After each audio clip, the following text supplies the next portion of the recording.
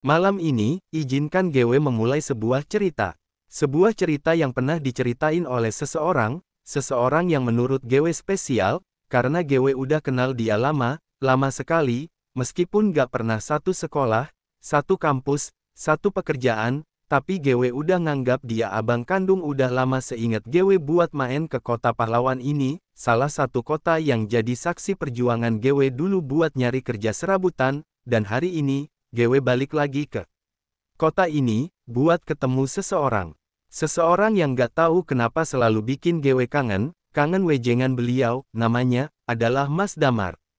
Ngomong soal Mas Damar, gue jadi inget sebuah cerita di mana beliau menceritakan salah satu cerita pengalaman beliau, yang menurut gue menarik, terlepas dengan sebegitu ngerinya cerita itu, tetap saja, cerita ini adalah cerita yang selalu gue inget.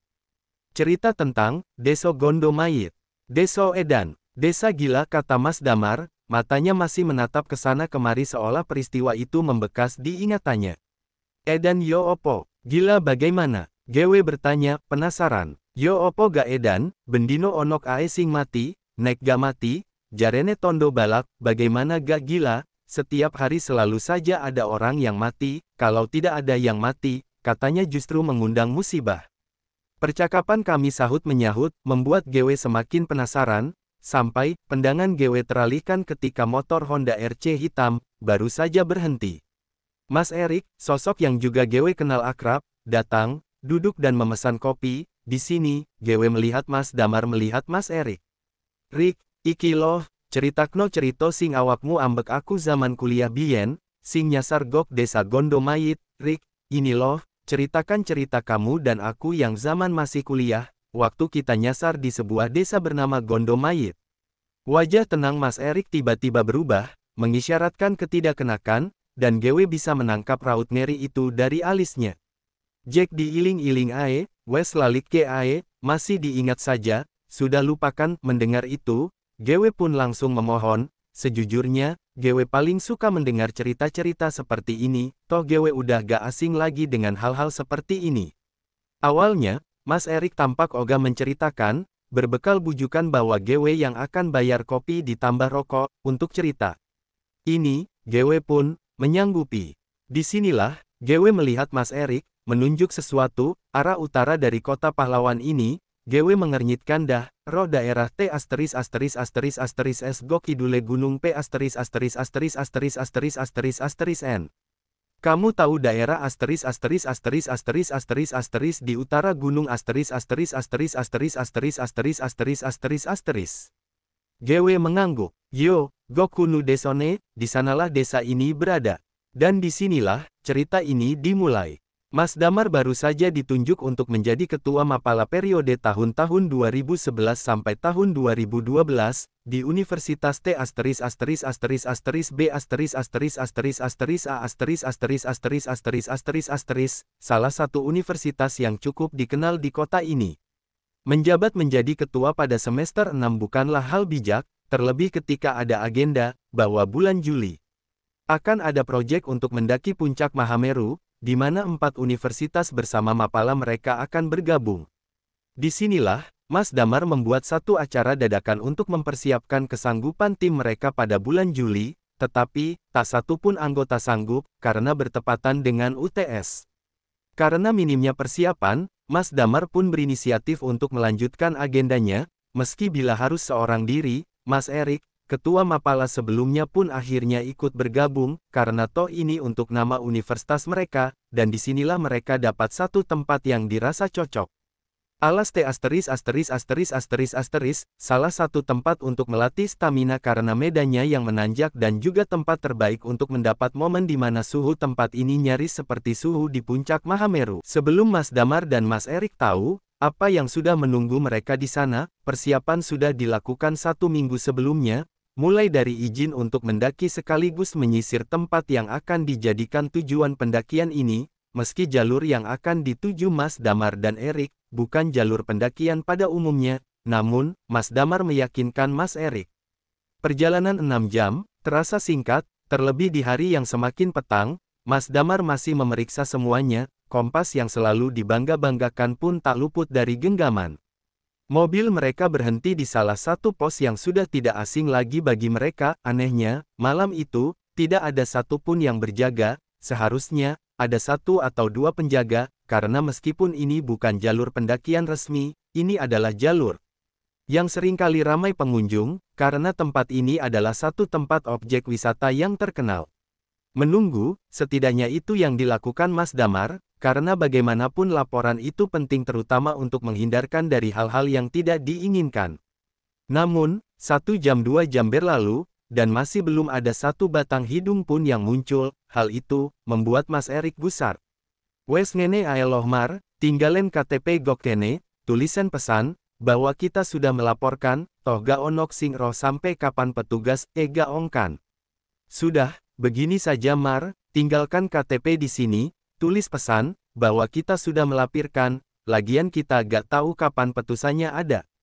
Bimbang, itulah yang Mas Damar pikirkan, bukan sekali dua kali hal ini terjadi, namun satu yang Mas Damar ingat. Hal-hal seperti ini biasanya diiringi dengan petaka yang buruk di langkah selanjutnya, namun, Erik benar, tidak ada yang tahu kapan petuas itu akan kembali. Nekat, Mas Damar dan Mas Erik pun akhirnya melangkah masuk ke dalam hutan, bersiap untuk menyambut penghuni yang sudah menunggu mereka. Jam menunjukkan pukul 8 malam, seharusnya jalanan belum segelap itu, apalagi jalurnya sendiri masih tidak seberapa jauh dari pos pertama, tapi, malam itu lain, jalur itu lebih gelap dari seharusnya, yang lebih aneh, tidak terdengar satupun binatang malam di sekitar sana. Medannya memang menanjak, seperti bukit setapak yang bila ditelusuri lebih tinggi, namun masih bisa ditempuh dengan santai. Di sini, Erik yang memulainya. Jare mbahku, Dam, nek ga onok suoro, biasane onok memedi, kalau kata mbahku, kalau ga ada suara, biasanya ada hantu. Hus dijogo lambene, ga apik ngomong ngunu, hus, dijaga mulutnya, tidak baik ngomong begitu kata Damar. Ada yang membuat Damar sedari tadi tidak tenang, berjalan di belakang Erik, seharusnya tidak ada lagi sesiapapun di belakangnya, namun, bulu kuduknya berdiri sedari tadi. Bukan kali pertama Damar merasakan ini, selama dia mendaki gunung dan masuk ke hutan-hutan seperti ini, bulu kuduk atau leher meremang sudah menjadi makanan sehari-hari, namun, perasaan ini berbeda, seolah-olah, yang ini jauh lebih mengintimidasi. Namun, Erik tak merasakan apapun. Melihat Erik membuka jalan dengan parang di tangannya setidaknya memberi ketenangan pada Damar, sampai ia akhirnya mendengar suara lain. Damar berhenti, disusul Erik. Rick, Rick, panggilnya. Erik mendekat, menatap Damar yang leluasa mencari-cari pandang. Opo, apa pitik? Pitik, ayam kata Erik mengulangi. Krungu ora, onok suara pitik, dengar tidak ada suara ayam. Erik diam, mencoba mencuri dengar apa yang Damar dengar, namun, Erik menegaskan bahwa tidak ada suara apapun kecuali angin yang berhembus di sela dedaunan. Ora onok, gak ada. Mereka berpandangan untuk sepersekian detik, kemudian, melangkah cepat-cepat. Ada hal-hal yang tidak sepatutnya diucapkan atau didengarkan, salah satunya adalah suara ayam. Mendengar suara ayam seperti pertanda sial bagi siapapun yang mendengarnya, terlebih di tempat ini. Damar dan Erik memikirkan hal yang sama. Kuntilanak, meski kalimat itu tidak diucapkan, namun mereka sama-sama mengerti satu sama lain. Yang menjadi pertanyaannya adalah, suara ayam yang didengar Damar dan tidak didengar Erik, menegaskan sesuatu. Salah satu dari mereka, sudah disawang incar sedari tadi. Degup jantung dan suara nafas terengah-engah menegaskan bahwa mereka sudah berjalan lebih jauh, berpikir bahwa mereka sudah aman, Eriklah yang kemudian mengatakannya, jangka. Ambu sembujo, sialan, bau bunga sembujo. Mereka bertukar tatap. Tidak ada yang tidak mengerti Erik seperti Damar, umpatan atau kalimat tidak pantasnya biasanya menegaskan perasaan ketakutan, dan itu cara Erik untuk menekannya, namun, terkadang Damar merasa hal itu bisa mendatangkan hal sebaliknya, kadang, dunia mereka, menangkap pesan berbeda. Benar saja, suara ayam, bebauan bunga, kemudian berujung pada sosok di balik semak belukar. Eriklah yang pertama tahu, namun, keinginan untuk memanggil Damar yang izin untuk membuang air kecil, mendatangkan rasa penasaran yang besar. Erik mengintip sosok asing itu. Sosoknya tinggi, setinggi Erik, ia berdiri di bawah pohon rindang, berdiri begitu saja, mengenakan baju yang terlihat seperti kain, warnanya mencolok dengan kegelapan hutan putih. Erik terus melihat, tatapannya terkunci pada kepalanya, yang sedari tadi tergedek ke kiri dan kanan. Setelah beberapa saat, barulah Erik mengerti, kepalanya tergedek bukan karena tanpa sebab, melainkan, tepat di lehernya, rupanya menahan berat kepalanya, apalagi bila lehernya patah. Saat itu, Erik sadar, sedari tadi, ia melihat sosok kuntilanak yang sering ia dengar ada di hutan. Umumnya, memang sering terdengar kabar, bahwa penghuni atau kasarnya, penunggu-penunggu di dalam hutan adalah korban-korban kecelakaan atau bencana-bencana yang tidak umum. Kini setelah melihatnya dengan mata kepala sendiri, Erik akhirnya tahu, bahwa mereka memang nyata. Damar sudah kembali, mereka pun melanjutkan perjalanan, rencananya sendiri, mereka harus sudah menempuh setengah dari jalur pendakian, yang menurut Damar bila dilihat dari lama jam mereka berjalan, tidak jauh lagi. Erik lebih sering diam, hal ini membuat Damar penasaran. Asap rokok mencoba mencairkan suasana, namun Erik lebih memilih diam. Sesekali dia mencuri pandang ke belakang yang jelas-jelas tidak ada siapapun kecuali Damar. Onok opo Rik? Ada apa Rik? Gak onok, gak ada. Damar tahu, Erik sedang berbohong. Barulah, ketika sampai di tanah lapang, yang artinya pos kedua atau tempat yang biasa digunakan sebagai penakaran satwa sudah dekat, Erik baru membuka suara. Onok kuntilanak Dam. Kaget, namun Damar tidak mencoba menanggapi, ia hanya melihat Erik lebih pucat. Seteguk air dalam botol setidaknya mampu menenangkan Erik. Setelah dirasa cukup dan Erik menjadi lebih tenang, seusai cerita bagaimana ia melihat makhluk itu. Damar yang sekarang memimpin, disinilah, keanehan itu terjadi. Pos yang seharusnya tidak jauh dari tanah lapang, TDK ada. Hampir 2 jam, Damar dan Erik hanya berada di area itu dan itu terus. Hal ini, membuat mereka akhirnya berpikir buat menginap di sana. Terlepas dari apa yang mereka alami malam ini, mereka memutuskan pasrah. Sampai, terdengar suara langkah kaki menghentak, dan sontak mereka terjaga diikutilah suara ramai itu. Di sanalah, Erik dan Damar melihatnya.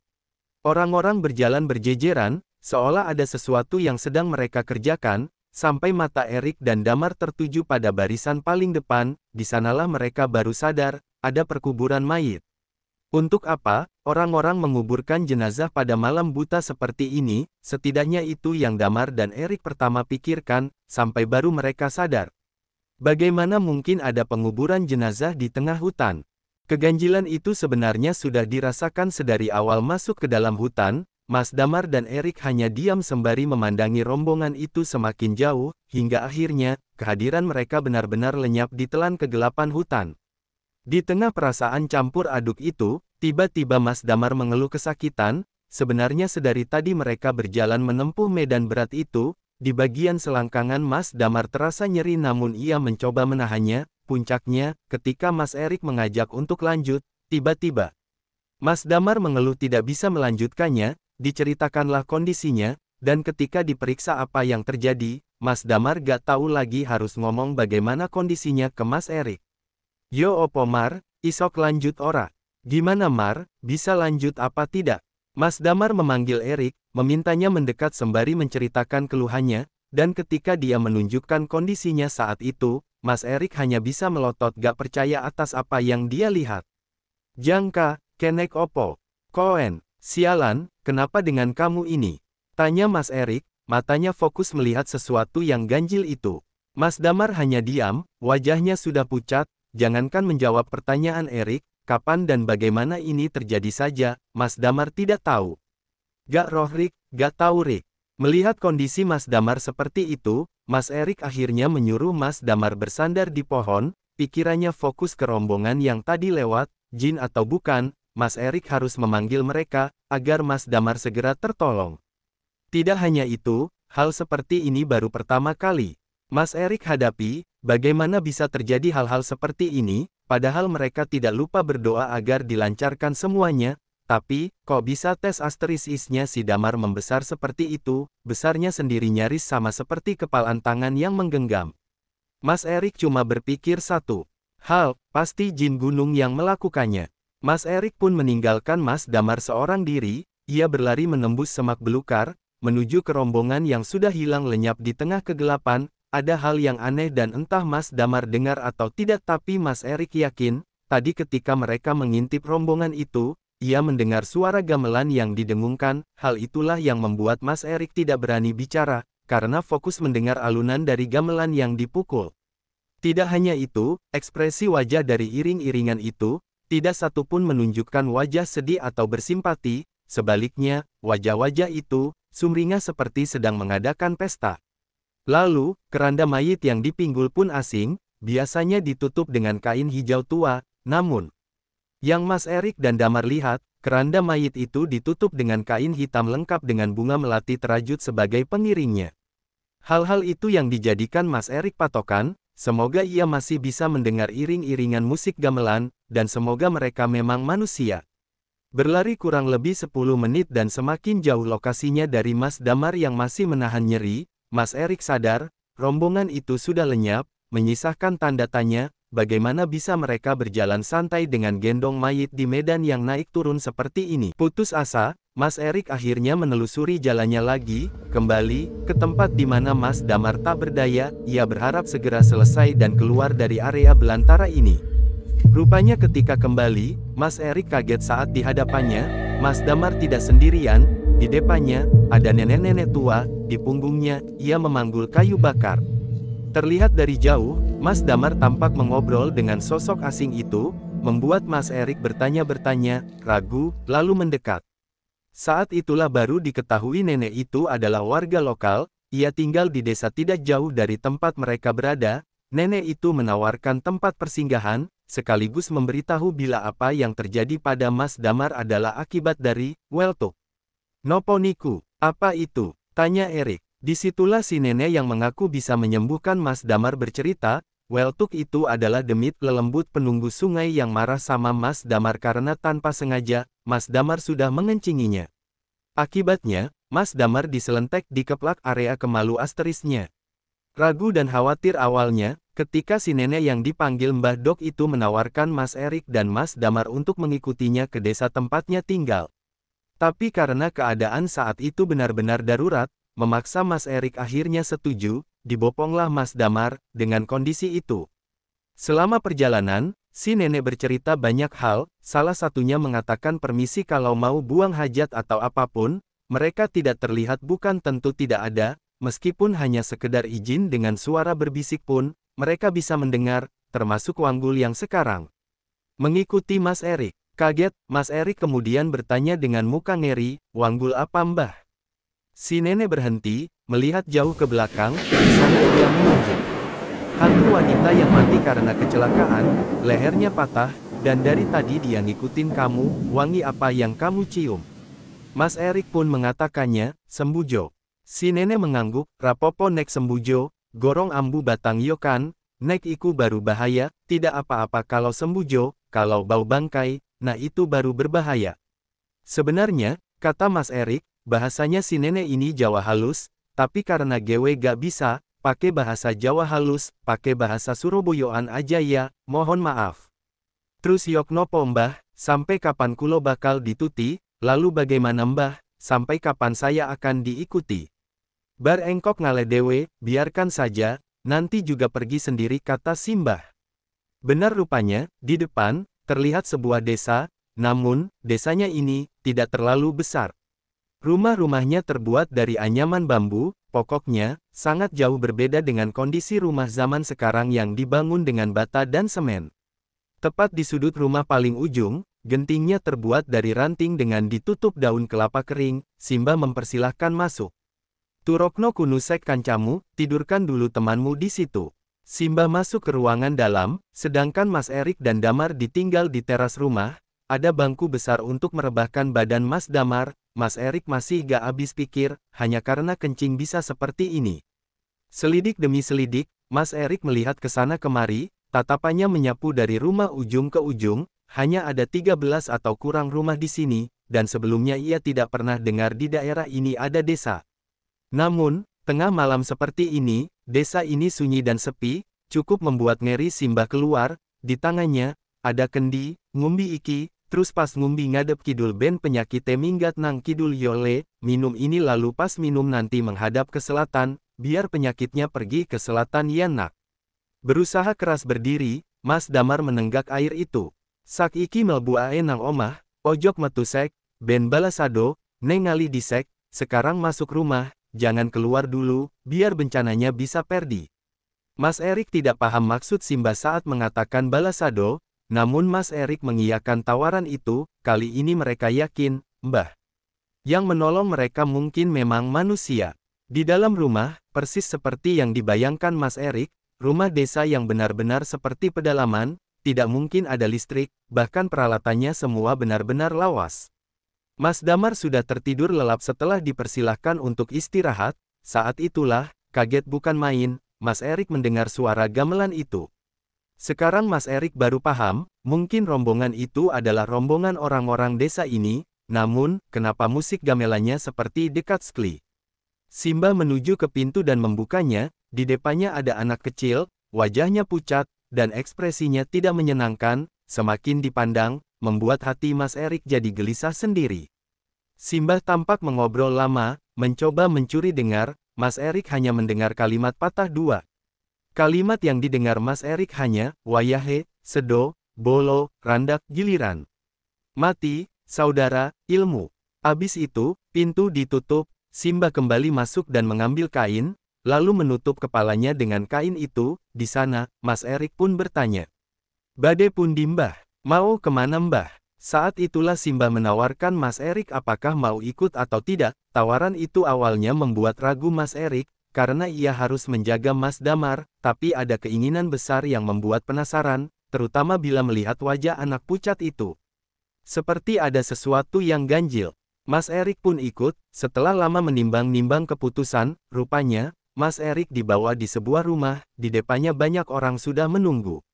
Benar dugaannya, ada gamelan yang ditabuh di antara kerumunan itu. Tidak beberapa lama, pandangan Mas Erik menuju ke pintu rumah. Keluar 4 lelaki setengah baya, mereka mengangkat keranda mayit, yang membuat Mas Erik tidak nyaman. Dalam pikirannya ia bertanya-tanya, tadi bukannya sudah melakukan prosesi pemakaman, kok diadakan pemakaman lagi? Di sanalah, Simba yang memimpin, ia berjalan di barisan depan. Karena sudah setengah jalan, Mas Erik pun terpaksa mau tidak mau harus ikut. Di sepanjang perjalanan yang naik turun, tampak wajah-wajah itu menunjukkan ekspresi sumringah. Hal-hal ganjil seperti itu yang membuat Mas Erik gak habis pikir, namun ia mencoba menahan diri. Sampailah mereka di sebuah tempat, ada 2 tanah lapang yang kesemuanya sama, pemakaman kembar, setidaknya itu yang terlihat. Si mayit sudah diturunkan dan ketika keranda dibuka, Mas Erik hanya diam bengong melihat sesiapa yang akan dimakamkan hari ini.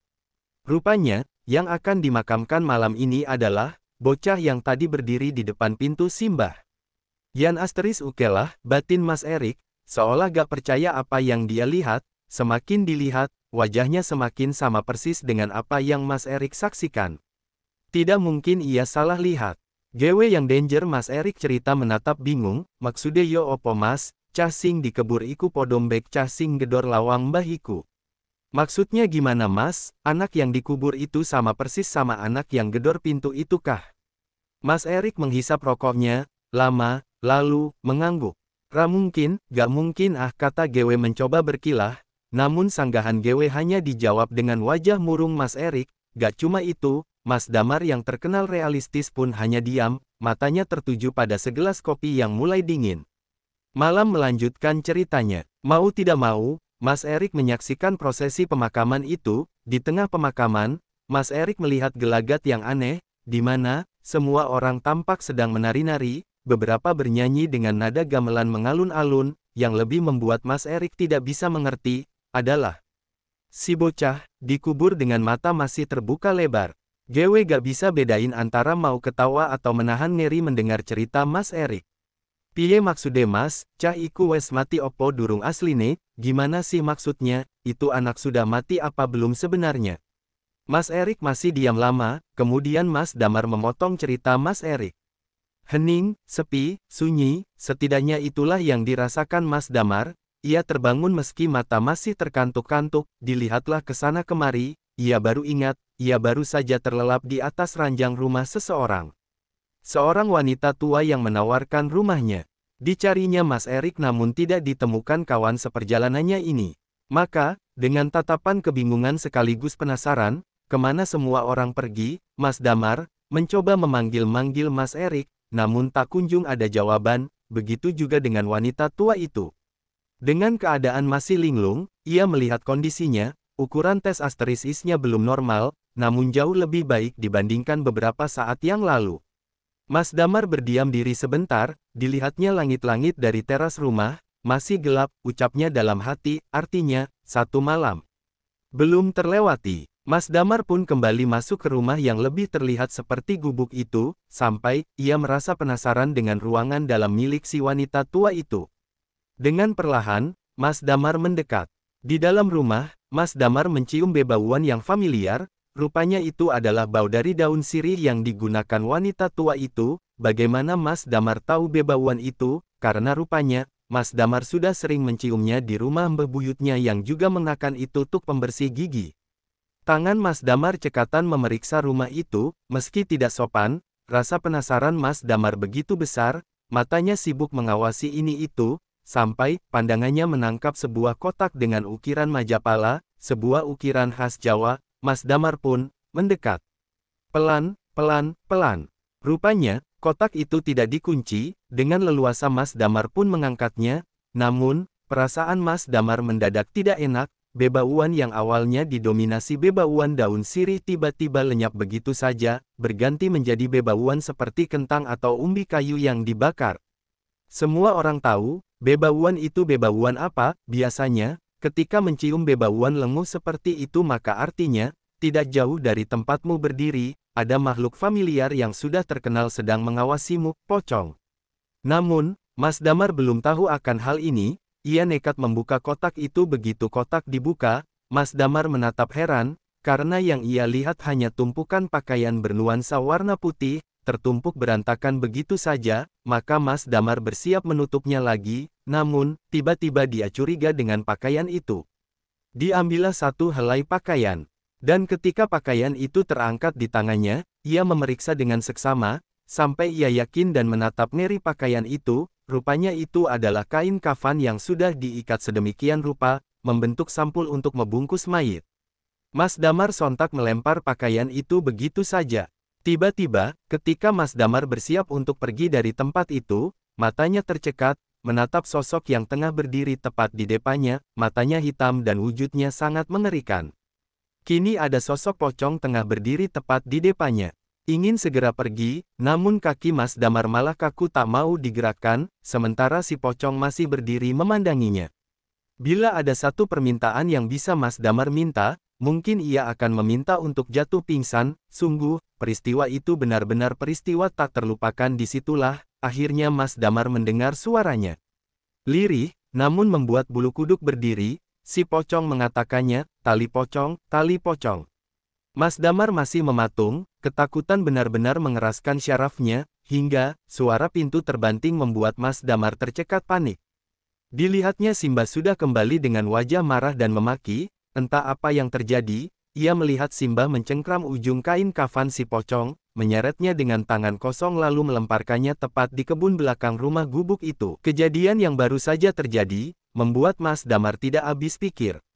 Wanita itu menatap Mas Damar dengan tatapan dingin sembari berujar, Nekra. Ero opo-opo, ojok grusak-grusuk yole, nyowo onok regane, jika kamu tidak tahu apa-apa, jangan sembarangan ya nak, nyawamu ada harganya. Kalimat itu masih terbayang di pikiran Mas Damar bahkan hingga saat ini. Mas Erik baru sadar, sedari tadi, Simbah tidak kelihatan, padahal ia ikut karena Simbah yang menyuruhnya, ditambah rasa penasaran kenapa memakamkan seseorang saja sampai ambil waktu selarut ini, disinilah Mas Erik dibuat kaget. Loh, tali pocongnya rung dibuka iku loh, kenapa tali pocongnya belum dibuka?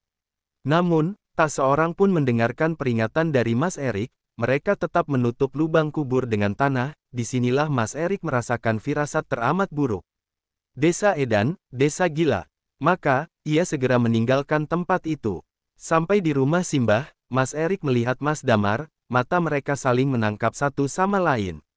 Di sini, mereka curiga, desa ini, mungkin bukan desa manusia, namun ada hal yang lebih besar dari semua itu, ada misteri apa yang disembunyikan di desa ini. Di tengah kebingungan, langkah kaki Simba mengejutkan mereka, wajahnya yang sempat mengeras ketika melihat Mas Damar kini sudah berubah seperti sedia kala, seperti saat pertama kali mereka bertemu dengan Simba. Kamare wes Simba siapke, nak kamarnya sudah disiapkan. Mau tidak mau, mereka pun masuk ke sebuah kamar yang asing, tidak ada hal yang menarik selain ranjang dengan lasat tikar anyaman sebagai alasnya, namun, mereka sepakat, keganjilan semua peristiwa ini seperti mengerucut pada sesuatu, namun, belum ada yang berani menarik kesimpulan. Sampai, di tengah keheningan ketika mereka sudah saling merebahkan tubuh untuk sekedar membuang lelah, terdengar suara yang tidak asing lagi di telinga mereka. Suaranya riuh, namun sangat tipis, seperti dari tempat yang jauh, itu adalah suara pitik ayam yang pernah terdengar. Mas Erik lah yang pertama bangun, ia melihat ke sana kemari untuk memastikan sesuatu sampai, Mas Erik akhirnya menggoyangkan badan Mas Damar, ia baru sadar, wajah Mas Damar terlihat pucat pasi, seperti menyembunyikan sesuatu. Mar, krungu ora, Mar, dengar apa tidak? Mas Damar masih diam, mencerna setiap kalimat Mas Erik, sampai akhirnya ia mengatakan, Rik, awakmu percoyo, pocong ora. Rik, kamu percaya gak sama pocong? Kalimat itu mengingatkan Mas Erik dengan peristiwa yang baru saja ia alami, matanya menatap tajam Mas Damar, ia tidak tahu harus menceritakannya dari mana. Aku tahu krungu, jarene, suara pitik, iku nunjukke nek onok pocong gok sekitar kene, aku pernah dengar, katanya, kalau dengar suara ayam, artinya ada pocong di dekat sini. Mar, akhirnya Mas Erik menceritakan kejadian yang menimpanya. Deso iki gak beres, ayok minggat ae, en kamu wes gak popotoh, Mar, desa ini gak beres, ayo pergi saja, tes asterisismu sudah gak papakan. Mendengar itu, Mas Damar kemudian juga mengatakannya. Rik, koyo ke Simba iki. Rik sepertinya Simba belum selesai melanjutkan kalimat itu, tiba-tiba mata Mas Damar menatap ke jendela kamar yang hanya tertutup gorden, di sana, ia melihat wajah mengintip. Melok aku Mar, ikut aku Mar.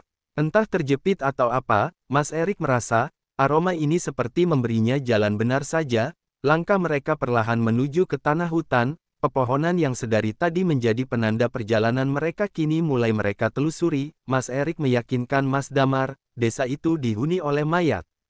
Pertanyaannya adalah, kenapa mayat harus dikuburkan lagi? Kain kafan Rik, opo onok hubungane? Kain kafan Rik, apa ada hubungannya? Mas Erik terlihat bingung. Go kotak sing nang pawon, ake kain kafan ditumpuk, di kotak yang ada di dapur, ada banyak kain kafan. Mas Erik dan Mas Damar masih berpikir, sampai, ia baru sadar, di tempat mereka berdiri, mereka tidak sendirian lagi.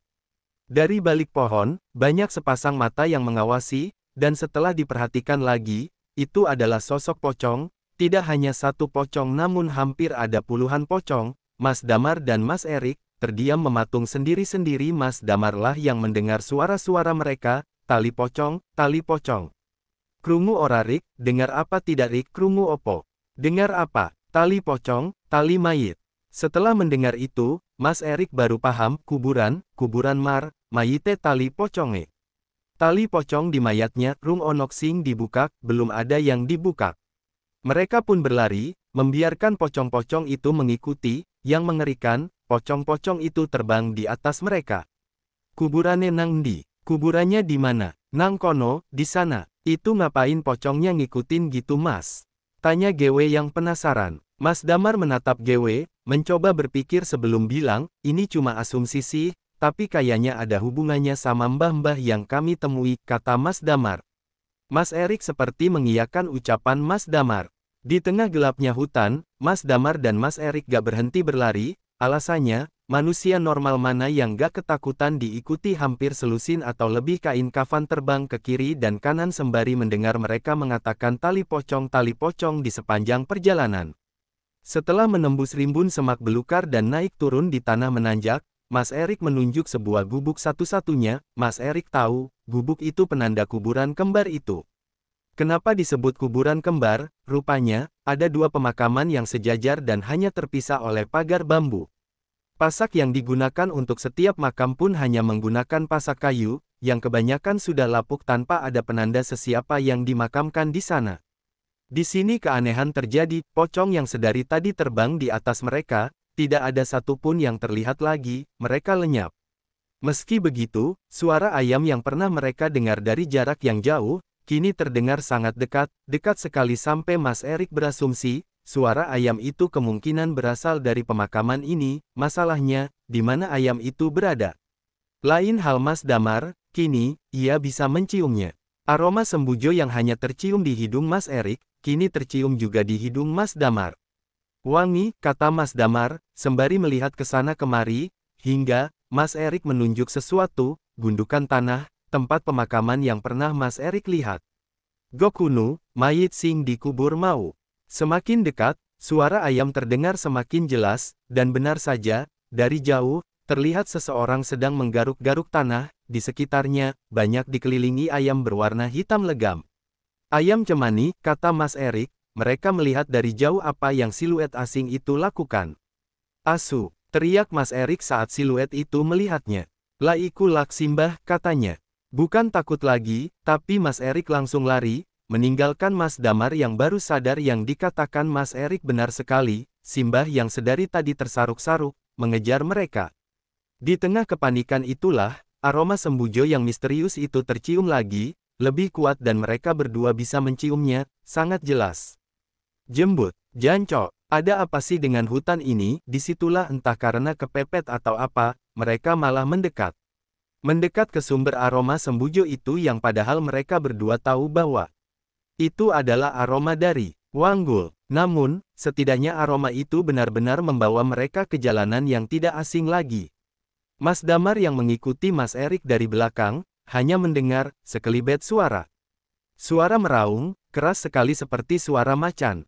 Tanpa memperdulikan apapun dan bagaimanapun, tiba-tiba mereka sudah sampai di tempat yang mereka cari selama ini.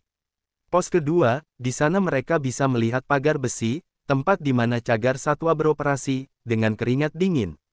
Mereka mendekat, ada sumber cahaya di dalam, digedorlah pintu dan keluar pemuda setengah baya, memandang mereka dengan tatapan curiga. Sampeyan-sampeyan yang ninggalin KTP di pos 1 yo, kalian yang ninggalin KTP di pos 1. Mereka pun mengangguk. Saat itu juga, si petugas melapor. Tidak ada yang tahu satupun dari mereka bila bukan karena si petugas yang mengatakan sudah 2 hari sejak pencarian mereka dimulai. Goblok, nek katenggok p lapo lewat kene. Lewat mauj lak isok seh, bodoh. Kalau mau naik ke p kenapa lewat sini? Kan bisa lewat mauj Sudah 2 jam mereka diceramahi oleh pemuda parubaya itu, wajahnya tampak sangar seperti sudah lama menahan luapan amarah. Mas Erik dan Mas Damar hanya diam mengangguk, pasrah, bingung, tidak tahu harus mengatakan apa. Setelah beberapa saat, barulah terdengar suara motor mendekat, dan yang masuk kemudian adalah seorang pria, yang mungkin 10 tahun lebih tua. Ia hanya mengenakan kaos kutang dengan sarung dililitkan di tubuhnya. Wajahnya tidak kalah sangar, ia menatap Mas Erik dan Mas Damar. Kalimat pertama yang ia ucapkan bukan luapan amarah seperti penjaga di pos 2, tapi hanya pertanyaan yang membuat Mas Damar dan Mas Erik diam lama. Ise urip tu awak-awak iki. Masih hidup ya kalian-kalian ini? Ia meneguk kopi di meja, kemudian duduk bersila di depan mereka. Wes ceritakno kabeh, nang ndi ae awak-awak iki 2 dino iki. Sudah ceritakan saja, kemana kalian selama 2 hari ini? Pak, kata Mas Damar, onok deso yo panggok kene, ada desa ya pak di sini. Terlihat 2 penjaga itu saling melihat satu sama lain. Onok, kata si bapak, ada.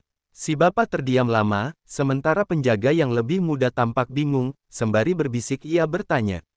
Nang di onok deso pak, nek villa akeh nang kene. Di mana ada desa pak? Kalau di sini villa banyak pak, kata si penjaga yang lebih muda. Petik 2. Sembari menghisap rokok, wajah si bapak tampak tegang. Opo benar, awak-awak mek wong loro sing munggah liwat kene? Apa benar kalian cuma berdua saja waktu mendaki di sini? Mas Erik dan Mas Damar mengangguk bersamaan. Syukur, kata si bapak, alas iki, pancen angker. Bien, Wes terkenal ake sing tau roh bahwa nang alas iki, onok enggon sing di. Arani jenenge petuk sewu, wit sing keramat, sing kabare onok deso nang jerone kunu, jenenge deso iku. Deso Gondo Mayit. Dulu, sudah terkenal bahwa banyak yang pernah lihat kalau ada tempat yang namanya, 1000 pintu, pohon keramat, yang kabarnya bila dilihat ada desa di dalamnya, desa ini namanya adalah Desa Gondo Mayit. Hembusan asap rokoknya, membuat semua orang yang ada di ruangan terdiam mendengarkan, wajah mereka semua tegang. Masalahe, ra onok sing roh nang di wet iki, masalahnya tidak ada yang tahu di mana keberadaan pohon ini. Untungnya awak-awak gak keblobok nang deso iki ambing gowo awak ganjil, sampai iku kedaden, biasane, si jira isok mulai, untungnya, kalian tidak terjebak di desa ini. Dengan membawa jumlah orang ganjil, kalau sampai itu terjadi, biasanya hanya satu yang tidak akan bisa pulang. Mas Erik dan Mas Damar saling memandang satu sama lain. Sak iki aku takon, opo sing mbok rasakne sak iki? Sekarang aku tanya, apa yang kalian rasakan sekarang? Di sini Mas Damar awalnya bingung, apakah ia harus bercerita soal kondisi tubuhnya, dan akhirnya dengan bantuan Mas Erik, Mas Damar menunjukkan area di mana ia mendapat musibah. Si bapak hanya diam, tampak tidak terkejut sama sekali, seperti pernah melihat ini sebelumnya. Si bapak menginstruksikan agar Mas Damar tidur terlentang, sementara jari-jari kakinya ditarik satu persatu, kurang lebih hampir setengah jam si bapak memijit kaki Mas Damar, ajaibnya, setsinya yang membesar perlahan kembali normal. Mene ojok nguyu sembarangan gih. Besok-besok jangan kencing sembarangan lagi ya. Setelah percakapan itu, Mas Damar dan Mas Erik berpamitan pulang, saat fajar mulai menyingsing, Mas Damar yang pertama pergi. Ketika Mas Erik akan beranjak, ia kembali menemui si bapak, bertanya dengan wajah penasaran. Pak, kulo tandet, neng deso niku, enten simbawadon, sing sempat ngejar kulo bade rencang kulo, niku sinten nggih, pas saya mau tanya sekali lagi, ada wanita tua yang sempat mengejar saya dan teman saya, itu siapa ya? Wajah si bapak tampak berpikir, kemudian berucap, Sarti, kata Mas Erik mengulangi. Sampeyan tahu, kalau pocong itu sebenarnya bisa diikat sama ilmu hitam, nah Sarti itu hanya sebuah gelar, pocong bisa dikirim untuk mencelakai siapapun, bisa digunakan untuk mengganggu bisnis orang, nah, desa itu, dimiliki oleh Simba ini. Simba niki menungso toh pak, Simba ini manusia dong pak.